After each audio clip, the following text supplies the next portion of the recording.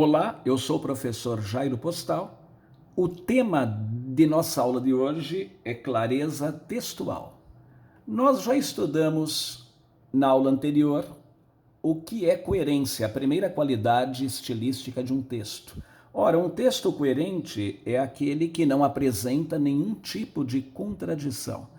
Nós vimos vários exemplos, um deles se tratava de um autor que defendia a implantação da pena de morte. Só que ele inicia o texto dizendo: todo e qualquer tipo de violência é repugnante. E no decorrer do texto, ele defende a implantação da pena de morte, que é um tipo de violência. Ora, ele foi contraditório, ele se contradisse no decorrer da sua argumentação. Hoje nós vamos estudar o que é clareza. O que é um texto claro? O texto claro é aquele inteligível, ou seja, compreensível, é aquele que não apresenta obscuridade no seu sentido, é aquele que não apresenta ambiguidade. Existem alguns enunciados que são gramaticalmente perfeitos. Quando eu digo gramaticalmente, me referindo à correção gramatical, a gramática normativa, porém apresentam um defeito de estilo, ambiguidade, gerando duplo sentido. Vamos ver um exemplo? Nós temos aqui uma tirinha do Garfield.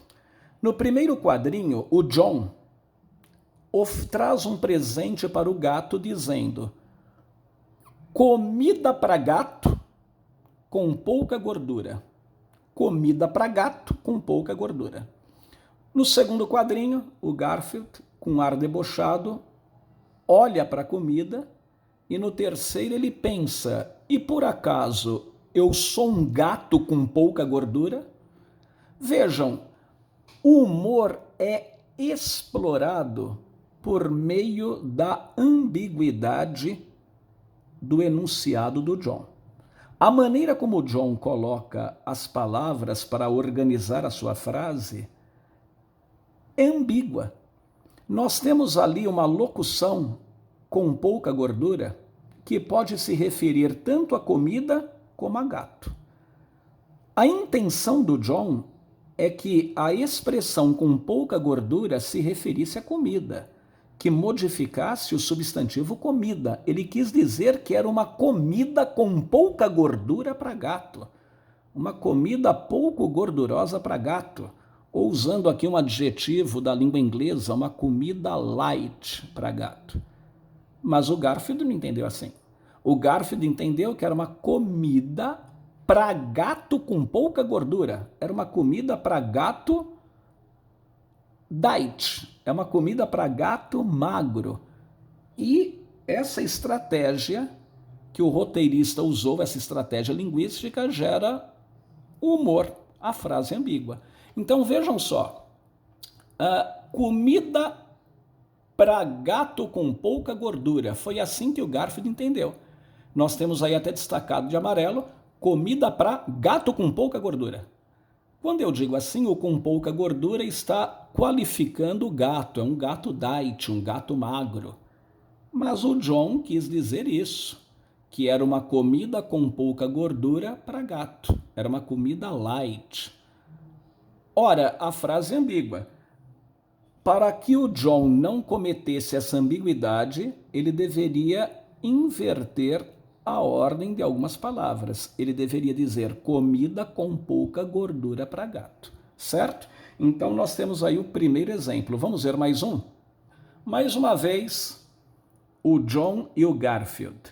No primeiro quadrinho, um rato rouba um biscoito e o John e o Garfield estão no sofá.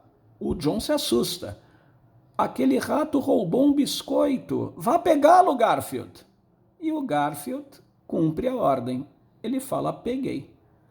De novo, a intenção do John foi uma, a compreensão, talvez até por conveniência do Garfield, foi outra. Onde está aí a estrutura ambígua? Quando ele diz aquele rato roubou um biscoito, vá pegá-lo, Garfield. Pegá-lo O lo aí, essa forma pronominal lo, pode se referir tanto a rato como a biscoito. É óbvio, o Garfield interpretou como melhor lhe convinha. Como ele é um gato que não gosta de rato, ele gosta de comida humana, ele foi pegar o biscoito, certo? Aí, para que se quebrasse a ambiguidade, o John deveria dizer: vá pegar o rato, Garfield. Aí sim, mas quando ele diz pegá-lo, ele coloca um pronome, esse pronome gera ambiguidade do enunciado. Vamos ver mais um? Está aí a dúvida, né? Pegar o quê? O rato ou o biscoito? Deem uma olhada nessa propaganda de conscientização de uso do capacete. Motoqueiro, o capacete é sua segurança. Ponha isso na cabeça. Vejam, né? É uma propaganda, a ambiguidade aqui é intencional, diríamos que é criativa, o objetivo aqui foi gerar essa ambiguidade, porque os dois sentidos colaboram para que o motoqueiro use o capacete. Qual é a palavra aqui, nesse enunciado, geradora de ambiguidade? Bom, quando eu digo motoqueiro, o capacete é sua segurança, ponha isso na cabeça, o pronome isso pode se referir tanto ao capacete, ponha isso na cabeça, quer dizer, ponha o capacete na cabeça, ou referir-se a toda a ideia que foi mencionada anteriormente. É como se eu dissesse, põe essa ideia na cabeça, conscientize-se.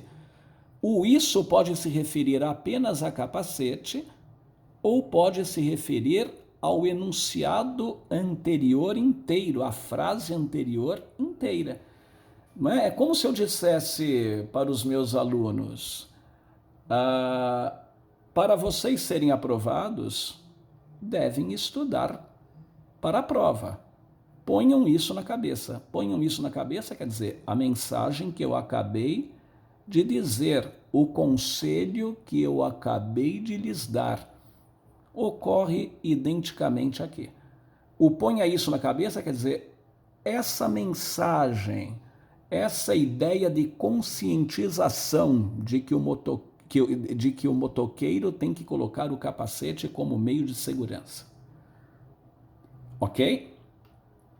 Agora vamos pegar mais uma. Vejam só como nós emitimos enunciados ambíguos, alguns intencionalmente, a propaganda faz isso de maneira intencional às vezes, para causar um efeito de sentido, mas outras vezes nós emitimos enunciados sem percebermos que é ambíguo. Quem percebe é quem ouve ou quem lê. E é interessante isso, né? A tendência é que cada um perceba de uma maneira. Por isso que a frase, a construção é ambígua. É muito raro alguém ler um enunciado ou ouvi-lo e identificar imediatamente a ambiguidade. Nós estamos fazendo isso aqui porque estamos estudando pormenorizadamente a questão da ambiguidade. Mas numa fala normal, numa comunicação espontânea, às vezes emitimos um enunciado ambíguo, alguns entendem de uma maneira, outros de outra. Vamos ver essa aqui, olha. Suponhamos que alguém estivesse ouvindo uma conversa minha com a minha esposa, por exemplo, e eu dissesse assim para ela, olha, eu encontrei o Marcos, filho da dona Ivone, que já trabalhou em nossa casa. Encontrei o Marcos, filho da dona Ivone, que já trabalhou em nossa casa. Muito bem. A minha esposa iria entender, porque ela conhece o contexto, ela sabe quem já trabalhou em nossa casa, mas suponhamos que alguém ouvisse esse meu enunciado e eu perguntasse, você entendeu quem já trabalhou em nossa casa? Alguns diriam, é claro, quem já trabalhou em sua casa foi o Marcos. Né? O filho da Ivone, o Marcos. Outros diriam, não, eu não entendi assim, eu entendi que quem já trabalhou em sua casa foi a Ivone, e você encontrou o filho dela. O nosso problema está nessa oração, que já trabalhou em nossa casa. Esse que é um pronome relativo. O que é o pronome relativo? É aquele que se refere a um termo anterior, só que o problema é que aqui nós temos uma expressão, filho da Dona Ivone. Esse que pode se referir tanto à palavra filho como à palavra Dona Ivone. As duas interpretações caberiam aqui, sem dúvida alguma. Cada um vai interpretar da maneira como quer. Eu posso dizer, encontrei o Marcos, filho da Dona Ivone, que já trabalhou em nossa casa, me referindo a ela ou me referindo a ele. E aí? Como é que nós desfaríamos essa ambiguidade? Bom, nós temos aqui o pronome relativo que. Quais são outros pronomes relativos equivalentes? Quando se estuda pronome relativo, geralmente o professor dá uma lista, né? Que, o qual, a qual, os quais, as quais, cujo, onde, cuja. Ora, se o qual e a qual são pronomes relativos equivalentes a que, pronto, desfazemos a ambiguidade. Se eu quero dizer, se a minha intenção é dizer que quem já trabalhou em nossa casa foi o filho da Ivone, é só tirar o que e colocar o qual. Se eu quero dizer que foi a Ivone, eu tiro o que e coloco a qual. O problema está no que, tá? Então, se eu disser, encontrei o Marcos, filho da Dona Ivone, o qual já trabalhou em nossa casa, aí não há dúvida. Qualquer pessoa que ouvir vai entender que quem já trabalhou em nossa casa foi o Marcos. Mas se eu disser, encontrei o Marcos, filho da Dona Ivone, a qual já trabalhou em nossa casa, não ficará dúvidas de que quem já trabalhou em nossa casa foi a Ivone, tá? Qual é o problema? O problema é que o qual ele vai substituir um termo masculino, o a qual vai substituir um termo feminino, e o que? Ele é neutro. Ele pode substituir tanto um elemento masculino como feminino. Nesse caso, em nome de desfazer a ambiguidade, convém usar o qual ou a qual e não o que. Ok? Bom, nós temos uma série de exercícios. Nós temos aí algumas frases, algumas construções, alguns enunciados ambíguos e vamos tentar desfazer. Nós vamos escrever cada um deles pelo menos 2 vezes, de formas diferentes, de modo que em cada uma delas haja uma interpretação diferente. Nós vamos desfazer. Bom, o primeiro passo é localizar a ambiguidade. Se eu não perceber que o enunciado é ambíguo, não há nem como corrigir. Então, o primeiro ponto é analisar o enunciado e tentar verificar onde está a ambiguidade. Vamos pegar essa. Olha, encontrei Viviane correndo para a estação. Imaginemos que eu dissesse isso a alguém. Encontrei Viviane correndo para a estação. Qual é a interpretação desse enunciado? Algum problema ou não aqui de construção? Olha, eu posso garantir para vocês que qualquer pessoa que ouça um enunciado desse, encontrei Viviane correndo para a estação, vai interpretar ou de um jeito ou de outro. Se 10 pessoas ouvirem isso, as 10 não vão interpretar de forma unânime. Algumas interpretarão de uma maneira, outras de outra, porque a frase estilisticamente está mal construída. Esse correndo para a estação, ele pode se referir a Viviane ou pode se referir a mim, ao sujeito eu. Vamos imaginar uma cena. Suponhamos que eu estivesse andando calmamente pela rua e a Viviane passasse por mim correndo. Ela está atrasadíssima, o trem dela está para chegar. Aí eu digo assim, olha, encontrei Viviane correndo para a estação. Eu estava andando calmamente. A Viviane passou por mim como um furacão. Ela estava correndo para a estação. Interpretação 1. Mas poderia interpretar de outro jeito. Vamos imaginar agora que quem estivesse correndo fosse eu. Eu estivesse correndo para a estação e a Viviane passou calmamente por mim. Quem estava atrasado era eu. Eu poderia dizer também, olha, encontrei Viviane correndo para a estação. Quer dizer, quem estava correndo para a estação era eu. E eu passei pela Viviane e nem deu tempo de cumprimentá-la, ela estava passando calmamente. Vejam como essa frase gera duplicidade de interpretação. É ambígua, falta clareza. A questão é como reestruturá-la de modo a desfazer a ambiguidade. Bom, existem algumas maneiras, né? A primeira, se eu quero dizer que quem estava correndo para a estação era eu teria que mudar a maneira, né, como ela está estruturada. Eu poderia dizer, enquanto eu corria para a estação, encontrei Viviane. Há outras maneiras, sim. Quando eu estava correndo para a estação, encontrei Viviane. Olha, quando eu estava correndo para a estação, encontrei Viviane. Enquanto eu corria para a estação, encontrei Viviane. Poderia também mais alguma... Sim, eu poderia dizer eu, vírgula, correndo para a estação, vírgula, encontrei Viviane.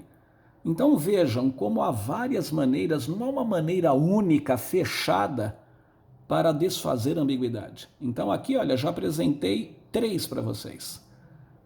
Apontando que quem estava correndo era eu. Eu posso dizer então, enquanto eu corria para a estação, encontrei Viviane. Quando eu estava correndo para a estação, encontrei Viviane. Eu, correndo para a estação, encontrei Viviane. Todas elas vão indicar que quem estava correndo era eu. Agora, e se eu quero dizer que quem estava correndo era Viviane? Eu posso dizer, enquanto Viviane corria para a estação, eu a encontrei. Ou, quando Viviane estava correndo para a estação, eu a encontrei. Tá? Existem inúmeras maneiras. A língua nos oferece várias possibilidades e às vezes nós escolhemos uma que gera ambiguidade, que não é a melhor. Tá? Vamos pegar mais uma? Essa talvez um pouco mais difícil que a primeira. Os doutores da alegria deixaram os garotos entusiasmados.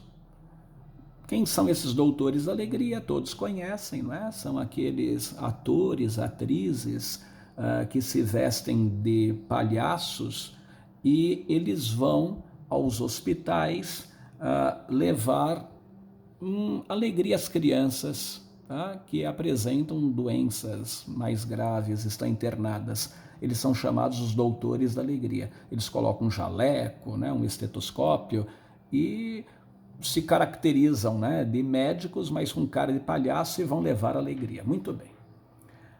Vejam que esse enunciado, essa construção, pode gerar duplicidade. Os doutores da alegria deixaram os garotos entusiasmados. Bom, talvez a primeira ideia que nos vem à cabeça é que quem ficou entusiasmado foram os garotos, não é?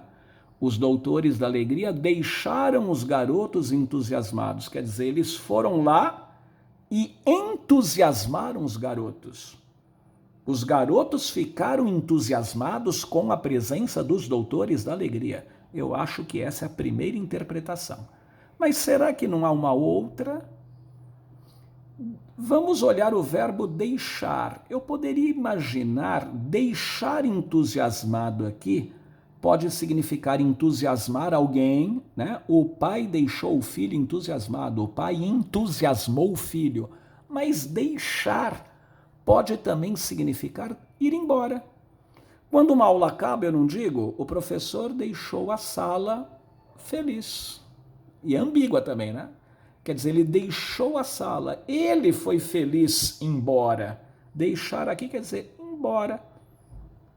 Então eu poderia pensar assim, os doutores da alegria foram ao hospital, eles animaram as crianças riram, brincaram, E quando eles foram embora para casa, quando eles deixaram o hospital, foram embora, deixaram os garotos lá no hospital, eles, doutores da alegria, os que estavam entusiasmados. Eles estavam entusiasmados com esse trabalho filantrópico, tá? Então vejam, vamos tentar reestruturar isso. Se eu quero dizer que quem estava entusiasmado eram os doutores, eu teria que mudar a ordem da palavra entusiasmados. Os doutores da alegria, vírgula, entusiasmados, deixaram os garotos. Deixaram aqui quer dizer, eles foram embora, deixaram os garotos no hospital, eles cumpriram a missão dele. E foram embora felizes pelo trabalho filantrópico que fazem, tá? Agora, se eu quero dizer que quem ficou entusiasmado foram os garotos, eu vou dizer os garotos ficaram entusiasmados com os doutores da alegria. Ou até, eu posso dizer, os doutores da alegria entusiasmaram os garotos. Tá? Ou os garotos entusiasmaram-se com os doutores da alegria. Há várias maneiras linguísticas de nós darmos clareza à frase que está em cima, o primeiro enunciado, a primeira frase, tá? Então, os doutores da alegria entusiasmados deixaram os garotos. Então, ali na frase 2, eu estou dizendo que quem ficou entusiasmado foram os doutores da alegria. Na 3 e na 4, eu estou dizendo que quem ficou entusiasmado foram os garotos. Os garotos ficaram entusiasmados com os doutores da alegria, os garotos entusiasmaram-se com os doutores da alegria, etc. Essa é fácil. E ela apresenta mais de um sentido, tá? Mais de 2, para ser exato. Ela pode ser interpretada de várias maneiras. Suponhamos que eu diga, olha, eu gostei da foto daquela moça. Se eu disser isso para 50 pessoas, eu vou ter aí pelo menos umas 3 interpretações diferentes. A primeira ideia que pode vir à minha mente é que, né, eu vi uma foto de uma moça e eu gostei da foto, não da moça, eu gostei da foto. A moça saiu bem ali naquela foto, olha, eu gostei da foto daquela moça, a moça aparece na foto. Essa é uma interpretação. Haveria outra ou não? Vamos imaginar que uma moça seja fotógrafa, ela tire uma foto, ela bata uma foto qualquer, de uma paisagem, de um prédio. Aí eu vou dizer, olha, eu gostei da foto daquela moça. Esse daquela moça quer dizer, gostei da foto tirada, batida por aquela moça. E eu poderia ainda dar uma terceira interpretação.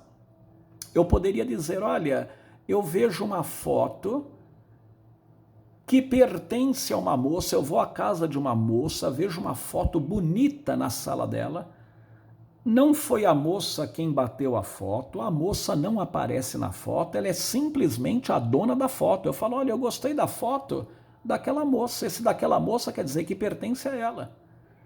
É a mesma coisa, quando eu vejo o carro do João, olha, eu gostei do carro do João, o carro do João. Esse do João quer dizer que pertence ao João. Então vejam, né? Eu poderia imaginar a moça sendo a dona da foto, gostei da foto daquela moça. Como é que eu daria clareza a isso? Gostei da foto que pertence àquela moça, àquela, isso é aquela com crase. Está indicando aí que há 2 As. O que pertence, pertence a alguém. Eu gostei da foto que pertence àquela moça. Eu poderia imaginar que a moça é a modelo, ela aparece na foto, está na foto. Eu gostei da foto que bateram daquela moça. Bateram, a moça está lá na foto. Ou gostei da foto em que a moça aparece. Gostei da foto que bateram da moça. A moça aqui é a modelo, ela está na foto. Eu poderia imaginar a moça como a fotógrafa. Eu gostei da foto batida por aquela moça, quer dizer, a moça não aparece na foto, a foto não pertence a ela, ela simplesmente bateu. Eu gostei da foto daquela moça, ó, aquela moça bate bem a foto.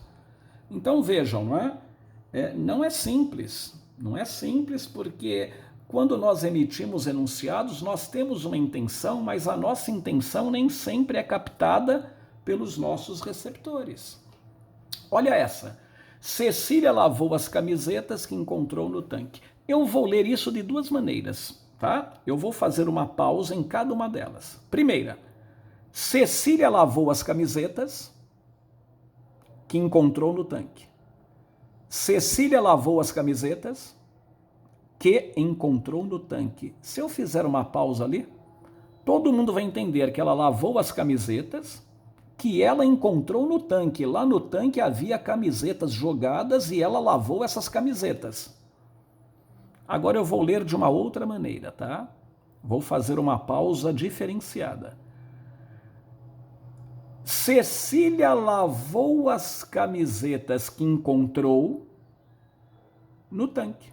Cecília lavou as camisetas que encontrou no tanque. Cecília lavou as camisetas que encontrou no tanque. Ora, quando eu digo Cecília lavou as camisetas que encontrou no tanque, eu quero dizer que o tanque foi o local onde ela lavou. Ela encontrou camisetas espalhadas pela casa toda, mas ela foi lavar lá no tanque. Agora, se eu disser Cecília lavou as camisetas que encontrou no tanque, a ideia que dá é que essas camisetas estavam dentro do tanque. Ela pode até ter lavado na máquina de lavar, mas ela encontrou no tanque. Vamos ver? É só deslocar. Cecília lavou no tanque as camisetas que encontrou. Se eu pegar esse no tanque e jogar depois de lavou, não há dúvida. O tanque foi o local onde ela lavou as camisetas. Cecília lavou no tanque as camisetas que encontrou. Agora querem ver? E se eu colocar assim? Cecília lavou as camisetas que no tanque encontrou. Cecília lavou as camisetas que no tanque encontrou. Olha, gente, ela lavou as camisetas onde? Pode ter sido na máquina de lavar. Ela encontrou onde? No tanque. As camisetas estavam no tanque. A segunda é clara, a terceira é clara, a primeira é ambígua. Olha essa.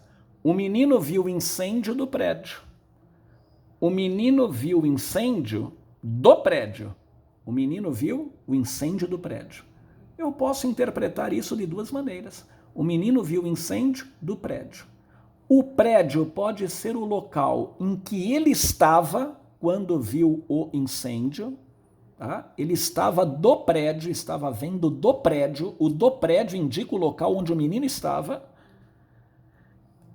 Ou o prédio pode ser o local que estava em chamas. O menino viu o incêndio do prédio. Então veja, se eu colocar o do prédio no início da frase, do prédio, o menino viu incêndio. Do prédio, o menino viu incêndio. Esse do prédio indica o local em que o menino estava. Poderia colocar até no meio. O menino viu do prédio o incêndio. A 2 e a 3 querem dizer a mesma coisa. O prédio era o local em que ele estava quando viu um incêndio qualquer. Agora, e se eu quero dizer que o prédio é que estava pegando fogo? O menino viu o prédio incendiar-se. Tá? Se eu disser o menino viu o prédio incendiar-se, eu vou desfazer a ambiguidade. A primeira é ambígua. Se eu disser o menino viu incêndio do prédio, eu não sei se esse do prédio era o local em que ele estava, eu não sei se o prédio era o local que estava pegando fogo. Tá? Essa aqui é da mesma estrutura daquela das camisetas da Cecília. O cão enterrou os ossos que encontrou no jardim. Vou ler de duas maneiras, tá? O cão enterrou os ossos que encontrou no jardim. O cão enterrou os ossos que encontrou no jardim. Não há dúvida que o jardim é o local em que ele encontrou os ossos. Agora, se eu disser, o cão enterrou os ossos que encontrou, o cão enterrou os ossos que encontrou no jardim. O jardim é o local onde ele enterrou. Como é que eu daria clareza a isso? Se eu pegar o no jardim e colocar depois de enterrou, né? O cão enterrou no jardim os ossos que encontrou, não há dúvida de que os ossos foram enterrados no jardim. O jardim é o local onde ele enterrou os ossos. E ele encontrou onde? Não sei, em algum lugar. Agora, e se eu disser, o cão enterrou os ossos que no jardim encontrou? O cão enterrou os ossos que no jardim encontrou. Não há dúvida que agora o jardim é o local em que ele encontrou os ossos. E ele enterrou onde? Não se diz, não se sabe. Essa é fácil, aqui não há como errar. Refiro-me a Carlos, filho da quitandeira que você conhece bem. Olha, eu me refiro a Carlos, o filho da quitandeira que você conhece bem. Quem é que você conhece bem, a quitandeira ou o filho dela? Nós já vimos algo parecido agora há pouco. O problema aqui está no que. O que é um pronome relativo neutro, ele se refere ao termo anterior. Eu não sei se o que aqui se refere a filho ou se refere a quitandeira. Eu teria que colocar o qual e a qual. Refiro-me a Carlos, filho da quitandeira, o qual você conhece bem. Aí não há dúvida que você conhece bem o Carlos. Refiro-me a Carlos, filho da quitandeira, a qual você conhece bem. Aí não há dúvida que você conhece bem a quitandeira. E eu estou me referindo ao filho dela. E, finalmente, abandonei o meu amigo contrariado. Abandonei o meu...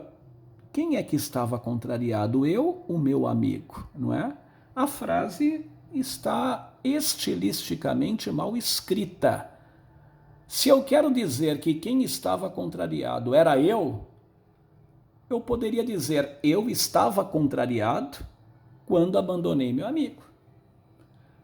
Ou meu amigo estava contrariado quando o abandonei. Certo? Eu ainda poderia colocar mais uma. Eu, vírgula, contrariado, vírgula, abandonei o meu amigo. Agora, a primeira é ambígua. Abandonei o meu amigo contrariado. Era eu que estava contrariado ou era o meu amigo quem estava? Eu tenho que mudar a estrutura para dar clareza ao enunciado, certo? Bom, por hoje é só. Na próxima aula, nós vamos estudar coesão, a terceira qualidade estilística do texto. Até mais.